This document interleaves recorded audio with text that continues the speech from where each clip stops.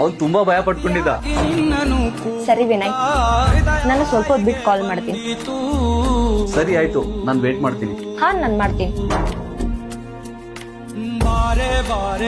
ಅಯ್ಯೋ, ಫೋನಲ್ಲಿ ಚಾರ್ಜ್ ಇಲ್ಲ. ಇವಳು ಕಾಲ್ ಬರುತ್ತೆ, ಚಾರ್ಜ್ ಹಾಕ್ತೀನಿ. ಫೋನ್ ಚಾರ್ಜ್ ಆಗೋವರೆಗೂ ನಾನು ಅಂಗಡಿ ಹಾಲು ತಗೊಂಡ್ ಬರ್ತೀನಿ.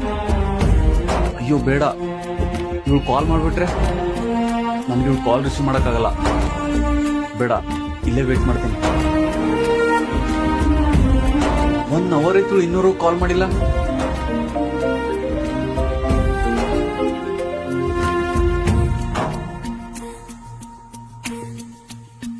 ಹೂವಂತೆ ನೀನು ಓಲಾಡುವಾಗ